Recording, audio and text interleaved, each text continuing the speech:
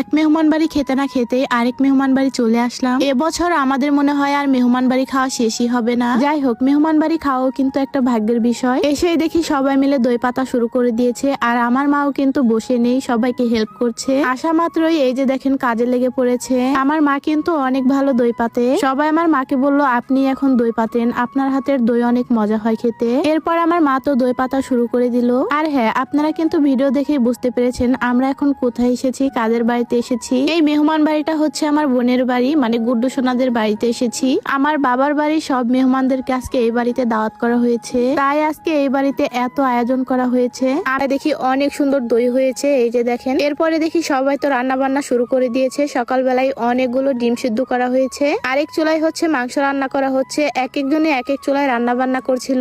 এখানে আমার মা, বোন, আমার মা ওই সবাই মিলে কাজ করছিল হাতে হাতে। এরপর আমার মা গরুর মাংস কেটে দিচ্ছিল। আপনারা তো জানেন আমার বোনের বিয়ে কিন্তু হুটহাট করেই হয়েছিল, কোনো অনুষ্ঠান ছাড়াই। এরপরে আমার বোনের শ্বশুর বাড়িতে আমার চাচাদের আর দাওয়াত করা হয়েছিল না, আর আমার বোনদেরও আগে টিনের ঘর ছিল, যার কারণে কাউকে দাওয়াত করেছিল না। নতুন বিল্ডিং করার পরে ভেবেছে সব চাচাদের একসাথে দাওয়াত করে খাওয়াবে, এজন্যই বাড়িতে আজকে এত আয়োজন চলছে। আমার বোন এখানে রোস্টের মাংস বানাচ্ছে, আরেকদিকে হচ্ছে গরুর মাংস রান্না করা হবে। এখানে ড্যাগের মধ্যে বাহিরে গরুর মাংস রান্না করা হচ্ছে। সকাল সকাল সবাই মিলে একে একে সবকিছু রান্না বান্না করছে হাতে হাতে। আমার কাছে মনে হয় আমরাই সবচাইতে বেশি মেহমান বাড়ি ঘুরি আর খাই। কয়েকদিন আগে গিয়েছিলাম ফুপির বাড়ি, সেখান থেকে চলে আসলাম বোনের বাড়ি। এখন তো আবার আমার নানু বলছে আমাদের বাড়িতে আসলে না, সবার বাড়িতে গেলে, মানে একজনের বাড়িতে গেলে আরেকজনের রাগ করে বসে থাকে, এমন অবস্থা হয়েছে। যাই হোক, এখানে আমার বোনের চাচি শাশুড়ি এবং আমার মা মিলে গরু মাংস রান্না করছিল, সাথে আমার বোনের উকিল মাও ছিল। ড্যাগের মধ্যে গরু মাংস রান্না করলে কিন্তু সেই মাংস খেতে অনেক বেশি মজা হয়ে থাকে। একটা মেয়ের বিয়ে হয়ে যাওয়ার পরে যদি বাবার বাড়ি থেকে শ্বশুর বাড়িতে